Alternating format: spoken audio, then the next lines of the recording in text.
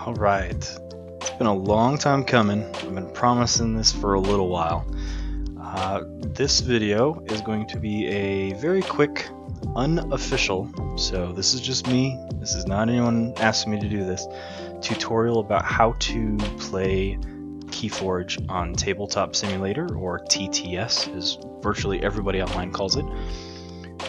First things first, you need to download the Ultimate Keyforge workshop app or game, whatever you want to call it. The link will be down below. The key thing to know about it is once you get to the page, all you have to do is click the subscribe button. Once you click the subscribe button, your Steam is automatically going to update with the workshop item of Ultimate Keyforge.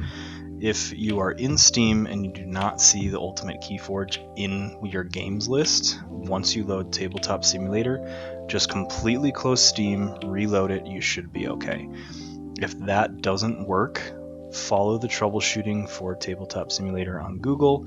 That should get you everything through. Don't want to turn this into a troubleshooting video, so just follow that link.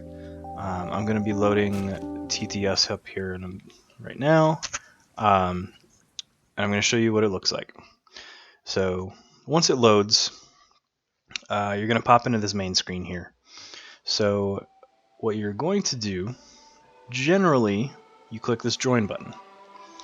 Now the thing with Tabletop Simulator is every game imaginable that people have programmed to be a digital format is in this menu. Super common one online is Secret Hitler, so if I type Secret Hitler, you can see all of the games of Secret Hitler that are going on. You can also type in Red Dragon Inn, that's also a favorite of people online.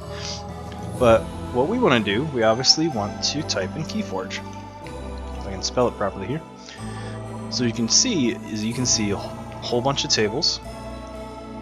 If the table has a lock on it, as you can guess, it's locked. Excuse me. Woof. It's gonna be super informal in this video. Burps and coughs abound. It's password protected.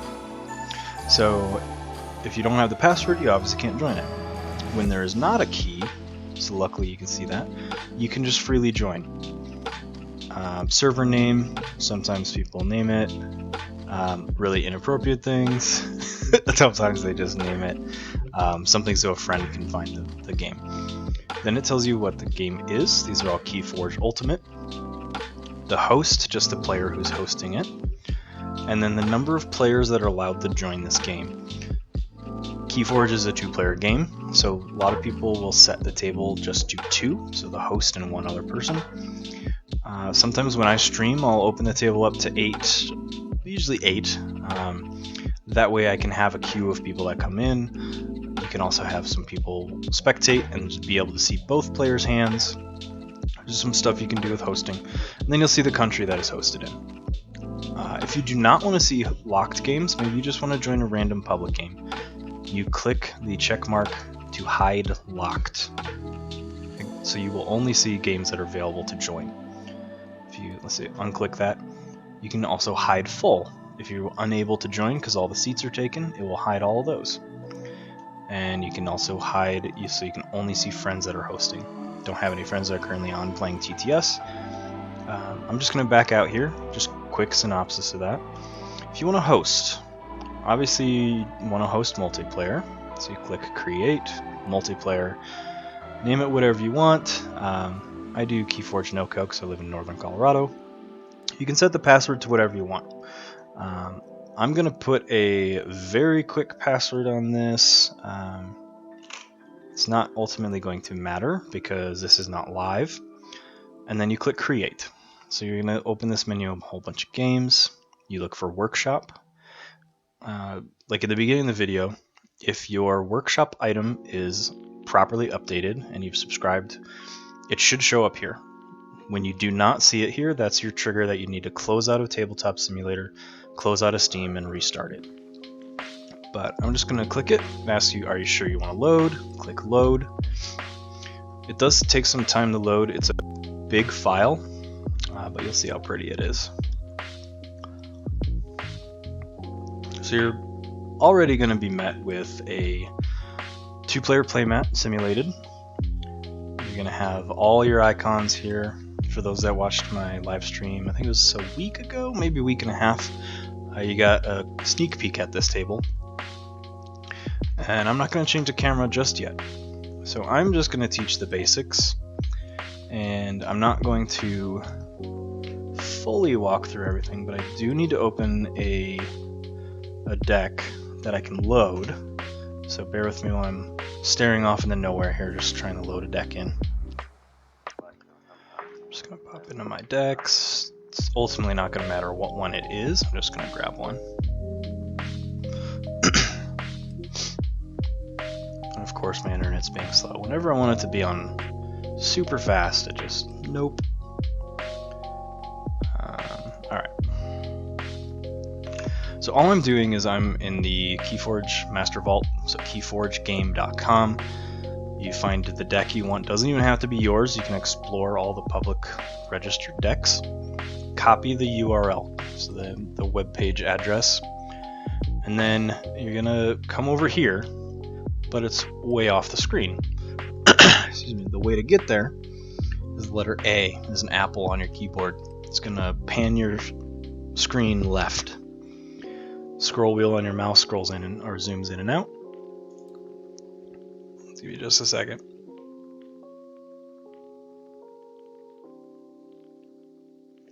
Sorry about, didn't want to actually cough in people's ears.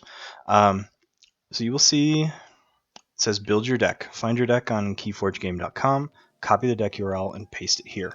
So just click in the box, hold Control, press V to paste it, and click build deck. So it'll say fetching your deck, 1 moment please. Sometimes it's really slow when the Keyforge Master Vault website is slow. There we go. So it says, it pops up in the chat as well as on the top panel in white text what your deck name is, and then the 3 houses. So the deck also appears in your hand here at the bottom. So cool, first step, you have a deck. Now how do you get the deck on the table? So there's 2 ways to move cards in Tabletop Simulator. If you click and immediately drag, so click, hold, and drag, you get 1 card. Do that a couple times just to show you. So I'm not holding the card very quick or very long. I am just clicking. The moment I click, I'm dragging it.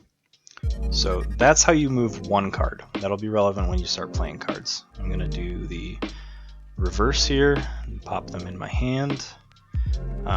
Once you start doing that, you will see that all the cards are now in your hand as if it was a hand of cards. So if I hover over each card, doesn't show a number or anything, but if I hover over this stack on the right, I have 30 other cards here. If I want to move an entire stack of cards, whether it's from my hand, somewhere on the table, so you will need to move your discard pile, you'll need to move your archive sometimes, you click and hold.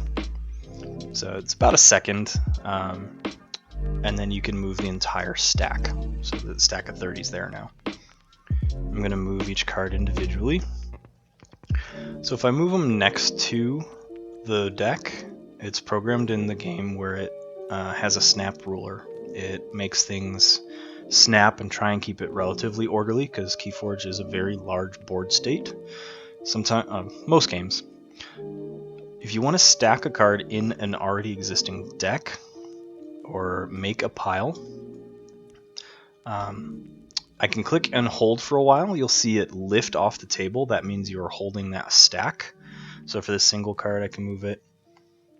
When I do that, see it picks up the whole deck. So now I can move that whole deck.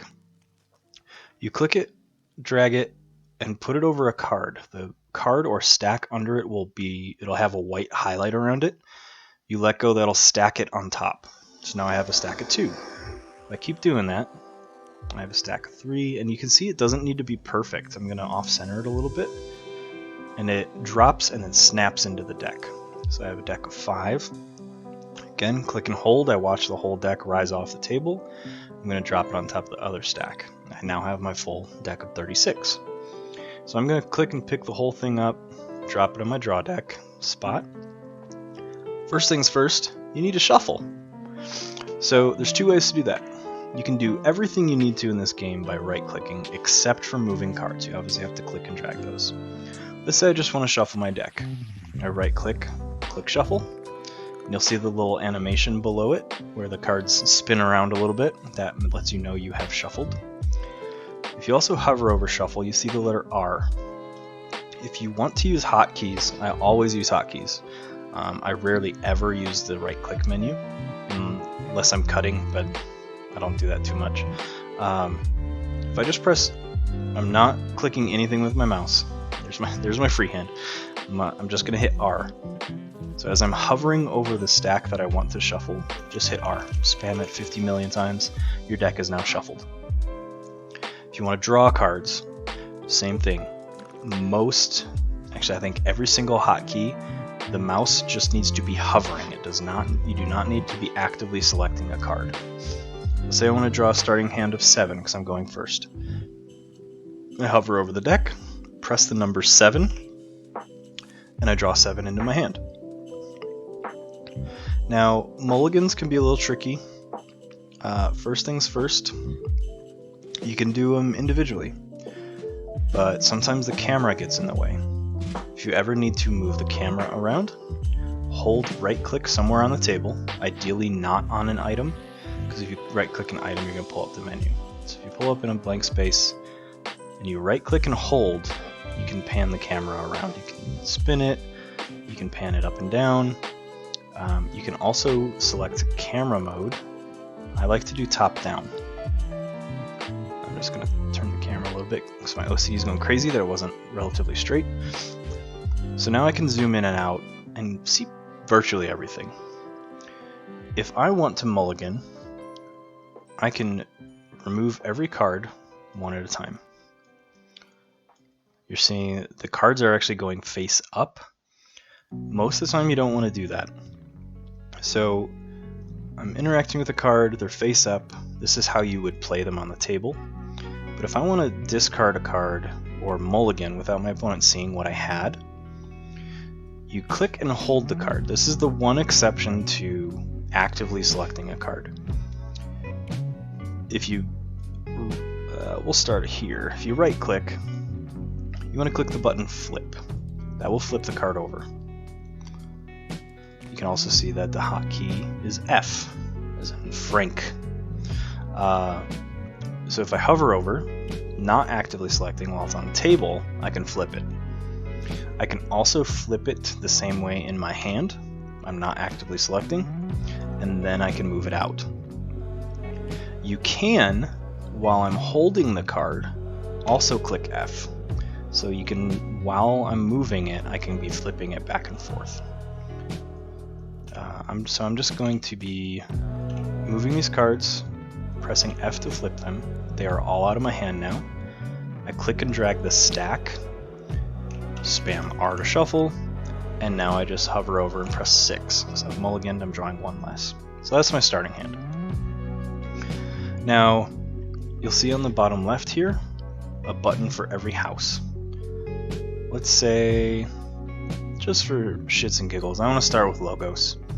I'll find the logos emblem. There's a white circle around an item. You're clicking to interact with it. You can pick it up, move it around.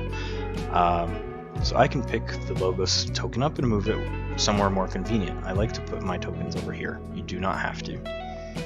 So I'm just going to put it back over here, just make it look like what everyone else is going to look at. But when you click in the middle, you'll see this little icon. I'll zoom in a little bit here. You will see choose logos. There'll be a red dot, which means you can click it and interact with it. I'm going to click it, and you see that little pop-up. Crystal Hive chose logos as house. So that's my active house. It's a really cool technique, or really cool tool to tell an opponent that you may not be on a voice chat with what your active house is without having to type it every single time. So in the same way that you get a pop-up, your opponent will get the pop-up on their screen, and it'll appear in the chat for, I think, 2 to 3 seconds. So I've played logos. For everyone that's played on the Crucible automates everything. Tabletop Simulator automates nothing. You must manually do everything. So if I play Pip Pip, I'm going to drag it out. It's going to come out ready. Unless you have a Dusk Witch or something else to bring a creature out ready, you don't want to do that. I'm going to set this back to the default. So if you go to the top here, you see a whole bunch of menus. You don't really have to interact with any of them, honestly. You can change the lift height, so that's when you pick up a stack, it'll raise higher off the table. I have mine set at the default because I can notice it. But if you don't notice that distance, you can make it larger by clicking that menu. But we're going to go to rotation degrees here. It defaults to 15 degrees. So if I were to right click on this card, click rotate right, it taps 15 degrees. Some people like, I've played people that only tap their card 45 degrees. There's 30, there's 45. Which is fine. Like if your opponent is aware of that, cool, whatever.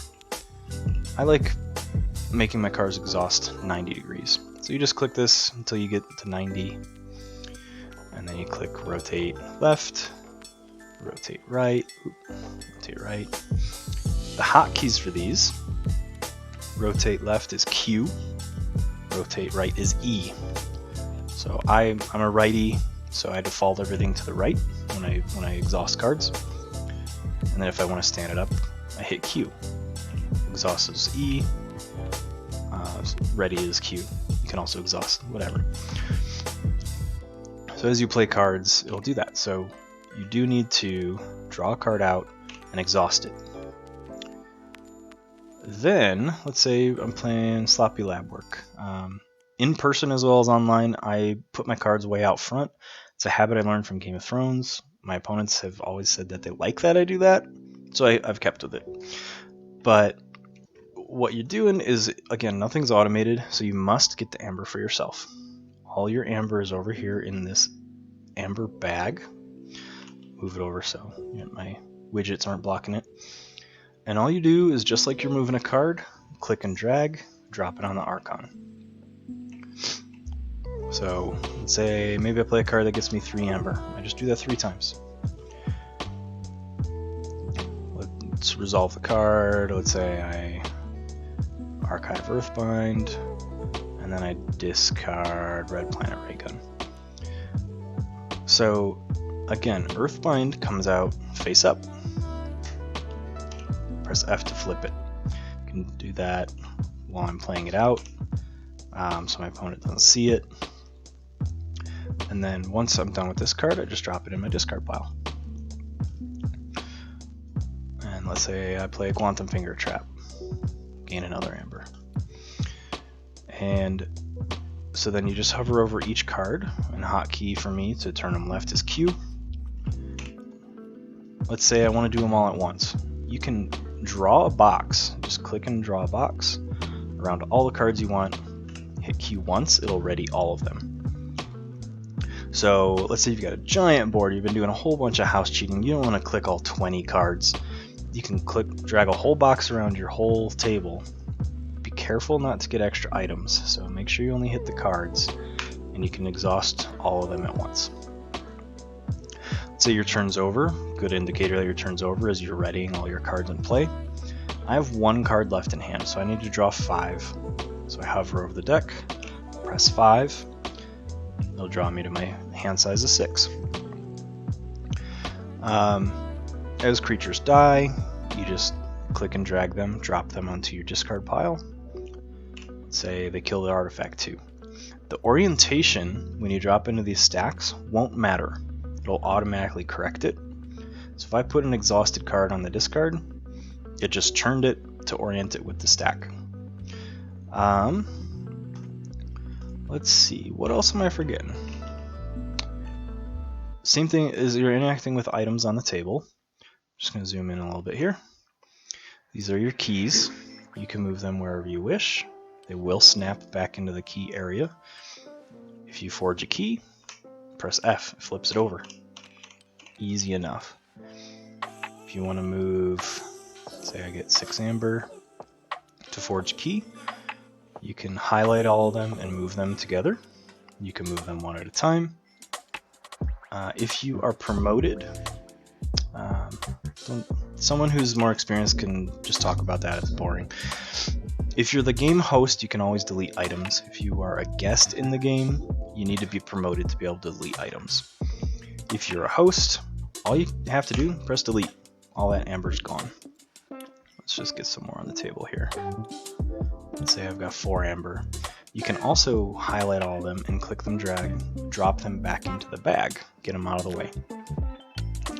Point of note, if you throw any items off the table, they will spawn back onto the table. Let me just chuck it off the table, wait for the key to come back. It takes some time. I hope it doesn't make me look like an idiot here. Oh, I'm gonna look like an idiot. Where did they go? Maybe they fixed that. Notice that my amber came back, my key didn't. What? So I've got amber here. If I throw it off the table, it'll pop back around here. See, it just popped right back up. My key didn't, so I'm gonna steal one there. Again, if you are the game host, you can copy and paste items, hover over it, Control C, hover on a blank space or wherever you want to paste it, Control V. So you can, maybe you steal 12 amber and you don't want to steal one at a time. Just go 1, 2, 3, 4, 5, 6, 7, 8, 9, 10, 11, 12. Let's put those back in the bag. Some finicky things. If your opponent needs to discard a random card from your hand, they can go over, let me just spin the table around here. They will not see my hand, so I'm just going to make it look like I was my opponent. They'll just see the backs of 6 cards. So if they're going to discard a random card, maybe they play Subtle Maul or something like that. They just click and drag a card, drop it on the discard. It will flip over if it's your opponent's card. It's not flipping over just because I'm doing it to my own. But let's say I did that. If they don't want to do that, or you don't want them to do that, you can highlight any item by hovering the mouse over it, pressing the tab key. It will ping whatever you're looking at. I'll zoom in so you can see it. It's like this little spinning arrow. Let me change camera mode to 3rd person. There, you can see the arrow bouncing up and down there. So if they want to ping a card in my hand, they can just ping a card. And it's a little more subtle in your hand. You can click and drag. So if I press and hold the tab key, and then I move the mouse, I draw a line. So maybe you're trying to say what creature fights what. If I've got, let's just pretend these are creatures. If I want Nox to fight, I'm trying to find a creature here. Got 2 wild wolves in my hand, don't have creatures. There we go. Just doing this all on the fly. Let's have this Nox fight this Pip Pip. I'd exhaust him. And I could ping Pip Pip. I could also draw a line to Pip Pip and go, okay, I want this target to fight this guy. You can also type it out. I think typing is mundane when you're trying to play a game. Spin everything back around. Now, the most important thing here, damage tokens. So as you pull them out, they're all going to automatically be 1 damage. If you left click, so again you're looking for where it says 1 damage and it has that red dot with like the gray underneath, it means you can interact with it. If you left click, you are increasing the damage by 1 point per click. So I'm already at 9 damage, 10 damage. They go up to a maximum of 10. If you want to decrease damage, let's say, you heal something, or you misclick. If you right click, you decrease the value. Super intuitive, or yeah, intuitive is the word I wanted to use. These will also snap, these tokens will snap on parts of the card. So you can put it in the top middle, over the art, top left, top right. You can snap to the right here if you want to use some dice for markers for armor. So they'll snap to part of the card. So you can see I put it like right here and it snaps down over the name. Other markers you have, if I zoom out, down in the left here, you can use these cards. Actually, no, you can't. Ignore that. You can use these dice. If you want to change the value of a die, just like a card, I want a die to be a 6. I'm gonna zoom in on the die here. I want this 1 power dice to be a 6. Hover over it, press 6. Let's put it back to 1. If you right click, and you can copy. Again, you have to be promoted to be able to do this. So this is why I advocate for people being promoted. I don't, like if I get all my creatures in line have +2 power, 1 die is not going to do it. So I'm just going to hover over to copy, paste everything. Just drop them on all my creatures. Just get all this stuff out of the way, clean up the board a little bit. These are stun markers, so just little stun tokens. Again, you can copy and paste these. And then the chain tracker, just like playing in real life, you need to actively monitor this. It will snap around the numbers, so it's easy to view them. It will not restrict your card draw, so again, you need to be aware of this. And last but not least, I'm going a little longer than I anticipated, but there's more to this than I thought. If I zoom in, and you're not aware of a particular keyword, there's this cheat sheet here, though you have to zoom really far in to see it. If you ever need to see a card more specifically without wanting to zoom in over and over and over again, hover over the card, press and hold the Alt key. It will zoom in on the card and make it much easier to see. So that's a reference for all of the keywords or interactions that happen. But let's see, I forget what Nox does. I'm going to hover my mouse over Nox, press and hold Alt.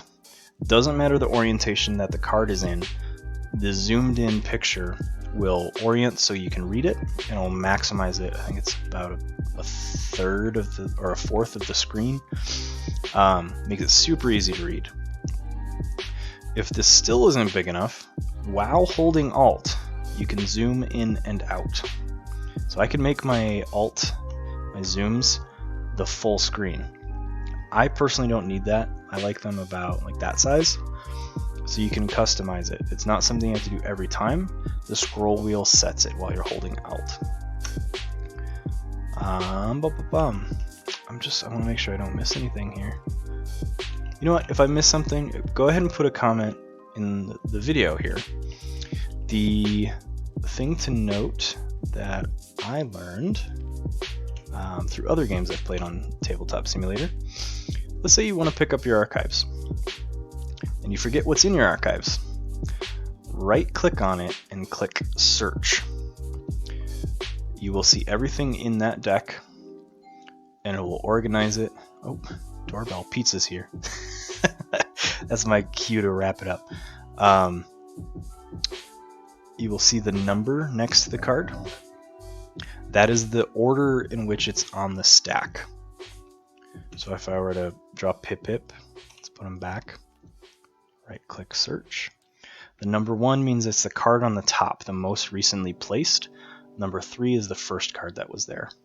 So the card that's been there the longest. Maybe I've got my entire deck here. This is a time traveler deck. I'm going to click search. Let's say I played Help from Future Self, but I don't want to go through all these pictures to try and find my time traveler, even though he's right here. If I type in the search bar, time travel, or time even, it will filter the cards, and you can immediately find it. Just to take this card, you click and drag its tab here, and draw it to the table. Flip it over to show it.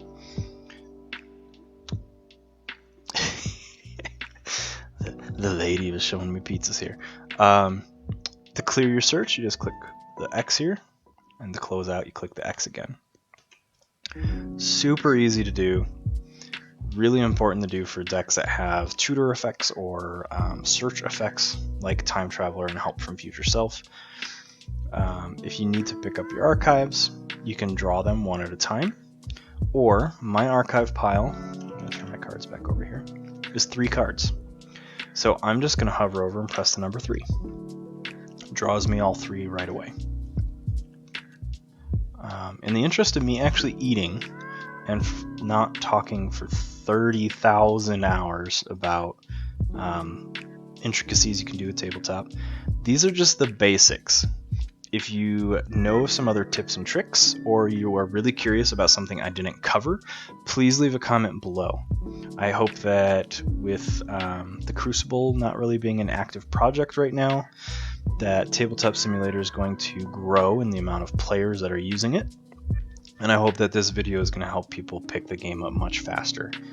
So as always, this has been the Crystal Hive, and whoa, switched scene there by accident. I guess that works. Go ahead and click follow, subscribe, and I'll see everyone Wednesday for some live stream gameplay. Take care.